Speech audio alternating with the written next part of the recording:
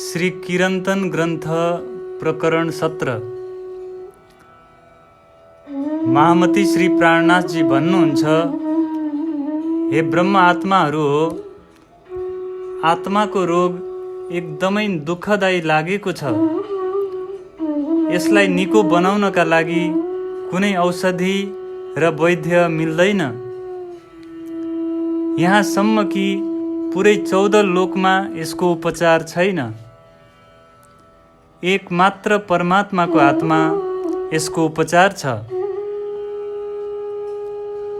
आत्मा रोग भनेर केलाई भन्ने? यो आत्मा आफ्नो मूल स्वरूप पर आत्माबाट विमुख भएर संसारतर्फ उन्मुख भएको छ। यही नै त आत्मा रोग हो। यो रोग तबसम्म निको हुँदैन जबसम्म जागृत भएर परब्रह्मलाई आफ्नो सन्मुख देखिँदैन, अर्थात् परब्रह्म परमात्माको साक्षात्कार हुँदैन। त्यो पूर्ण ब्रह्म परमात्मा कुन प्रकारले प्राप्त हुनुहुनेछ? यसका लागि धेरै व्यक्तिहरूले धेरै उपायहरू गर्दा गर्दै थाके। मैले शास्त्रहरूलाई अध्ययन गरेर त्यसको सिद्धान्तमाथि पनि धेरै नै विचार गरेँ। त्यसपछि मलाई थाहा भयो कि पूर्ण ब्रह्म परमात्मालाई प्राप्त गर्ने मुख्य साधन दुःख नै हो। हे ब्रह्म आत्माहरू हो, यसै कारणले मलाई यो दुःख अत्यन्तै प्यारो लागेको छ। हजुरहरू पनि आफ्नो अन्तर्दृष्टिद्वारा विचार गरेर हेर्नुहोस्, यस्तो दुःखलाई कसरी त्याग्ने, जबकि यसद्वारा पूर्ण ब्रह्म परमात्माको असीम प्यार, असीम प्रेम प्राप्त हुँदछ। यसै कारणले मैले मायाका सबै सुखहरू ती व्यक्तिहरूलाई बाँडिदिएँ जो यी सुखहरूलाई चाहँदथे। महामतीजी भन्नुहुन्छ, जुन दुःखद्वारा मलाई मेरो प्रियतम धनी मिल्नुभयो, म सधैँ त्यही दुःखलाई नै चाहदछु।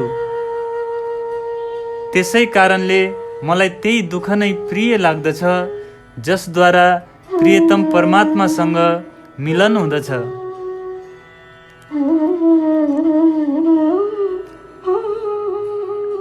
मायाको झुटो सुखलाई लिएर म के गरौँ, जसको कारणले अन्त्यमा चिन्ता र सन्तापको आगोमा जल्नु पर्दछ।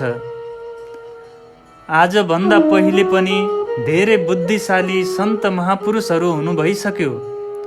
उहाँहरूले पनि पूर्ण ब्रह्म परमात्मासँग मिलनका लागि उहाँसँग दुःख नै माग्नु भएको छ। जब धामधनीसँगको वियोग हामीलाई हुँदछ, त्यो वियोगजन्य दुःखमा उहाँको साथको विलासको आनन्द हामीलाई प्राप्त हुँदछ। यस प्रकारको दुःखको विलासमा धामधनीले हाम्रो सम्पूर्ण मनोरथ पूर्ण गरिदिनुहुन्छ। ती सांसारिक झुटो सुखलाई लिएर के गर्नु, जसद्वारा अन्त्यमा निराशा नै हात लाग्दछ भने? यो मायाको सुख त मात्र भ्रम हो। अन्त्यमा यो सुखले मायाकै जालमा फसाइदिदछ। दुःखद्वारा प्रियतम धनीसँग मिलन हुँदछ। झुटो सुखद्वारा कसैलाई पनि प्रियतम धनी प्राप्त हुनु भएन। यसैले आफ्नो प्रियतम धनीसँगको मिलन त दुःखैद्वारा प्राप्त हुँदछ। यो दुःख महत्त्वपूर्ण पदार्थ हो। समझदार व्यक्तिले नै यसको महत्त्वलाई बुझ्दछ।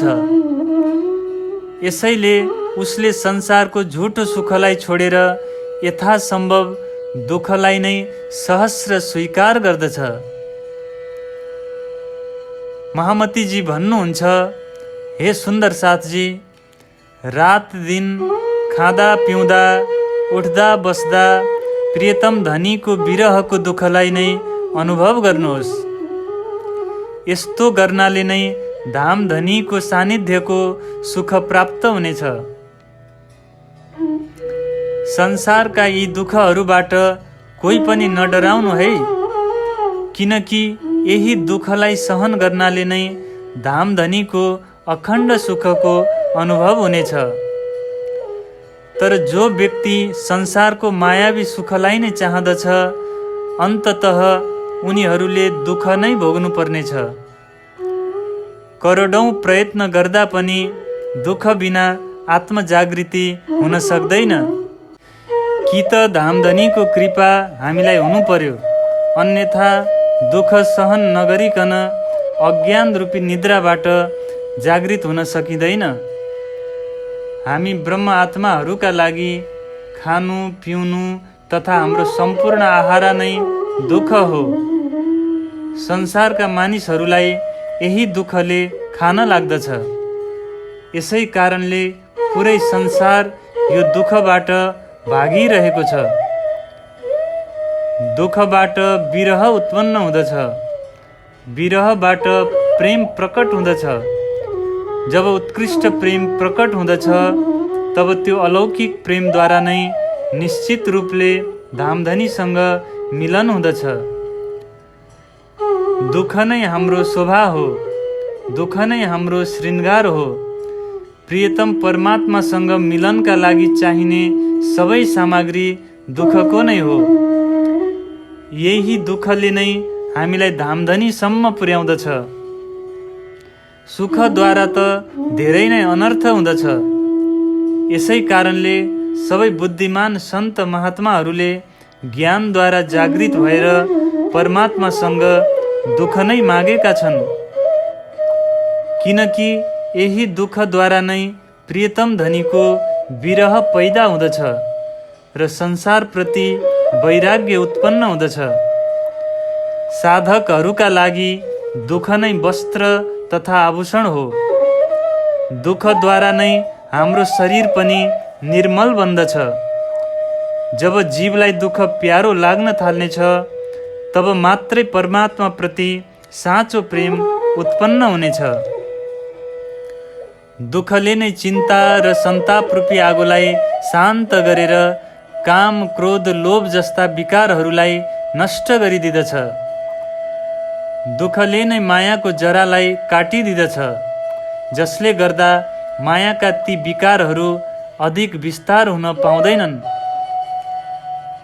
महामतीजी भन्नुहुन्छ, यो दुःखले मेरो शरीरको 10 द्वारहरूलाई छेडेर मेरो शरीरको रोम रोमलाई नै छेडिदिएको छ।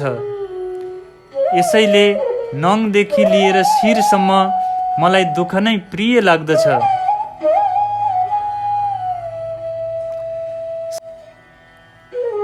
संसारको छल कपट आदिले ममाथि किनै प्रभाव पार्न सक्नेछ र? संसारको झुटो सुख नै मायाको जड हो। यो झुटो सुखलाई चाहना गर्दा मायाको विस्तार बढ्दछ। सुयोग्य साधकहरूले आफ्नो इष्टलाई प्राप्त गर्नका लागि यस्तो सुखलाई त्यागिदिएका छन्। सांसारिक दुःखको कुरा बडो सूक्ष्म छ। यदि यो दुःखको मिठास राम्रो लाग्न थाल्यो भने त संसारको झुटो सुख प्राप्त गर्ने हाम्रो इच्छा पनि स्वतः टुटेर जानेछ र यस प्रकारले मायाको पनि नाश भएर जानेछ। दुःखको यो सूक्ष्म कुरा उसैले बुझ्न सक्दछ जसलाई अखण्ड परमधामको सुगन्ध प्राप्त भएको होस्। यो दुःखको मिठासको आनन्द परमधामको मूल सम्बन्धी ब्रह्म सृष्टिहरूले नै लिन सक्नेछन्। मायाका जीवहरूले यो रहस्यलाई बुझ्नै सक्दैनन्। माया र मोहद्वारा उत्पन्न भएका जीवहरूले यी दुःखहरूबाट प्राप्त हुने सुख कसरी जान्न सक्छन् र? जसलाई मायाको झुटो सुख नै प्यारो छ, ऊ सधैँ नै दुःखबाट विमुख हुँदछ। कुरान पुराण आदि धर्मग्रन्थहरूलाई मैले राम्रोसँग हेरेको छु। त्यहाँ वर्णित कथाहरूमा पनि दुःखकै महिमा छ। साधु सन्तहरूले पनि भजन कीर्तनद्वारा दुःखकै महिमालाई बढाइ चढाइ गरेर गाएका छन्। यसैले यी दुःखहरूको कुनै मूल्याङ्कन नै हुन सक्दैन। यो दुःख समान कुनै पनि वस्तु मूल्यवान छैन। जुन दुःखद्वारा परब्रह्म परमात्माको प्राप्ति हुँदछ त्यो दुःखको मूल्यलाई कसरी आँक्न सकिन्छ? मैले विचारपूर्वक हेर्दाखेरि यो दुःख त अमूल्य वस्तु रहेछ भन्ने थाहा पाएँ। तर संसारका सबै मान्छेहरू यो दुःखसँग डराएर भाग्दछन्। कसैले पनि यसको पार पाउन सकेनन्।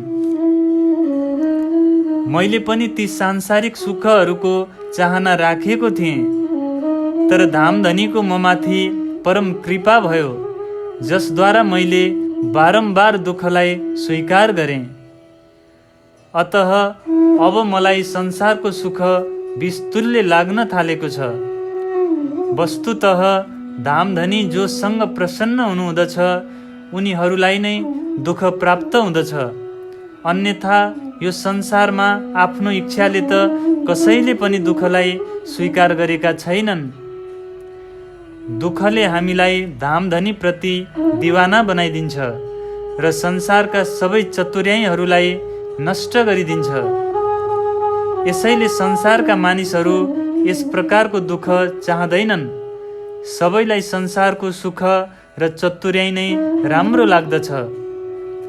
यदि संसारमा खोज्नलाई निस्कियौँ भने दुःखलाई चाहनेवाला विरलै भेटिदछन्, किनकि ब्रह्माण्डका सबै व्यक्तिहरू मायावी सुखसँग मित्रता गर्दछन्।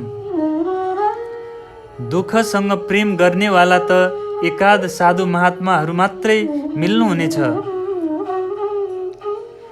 जसले दुःखको स्वादलाई चाखेको छ उसले कहिल्यै पनि मायावी सुखलाई चाहँदैन। उसको हृदयमा त बारम्बार त्यही दुःख नै उत्पन्न भइरहँदछ। यसैले महामतीजी भन्नुहुन्छ कि यस्तो दुःखको मूल्य आकलन गर्न सकिँदैन।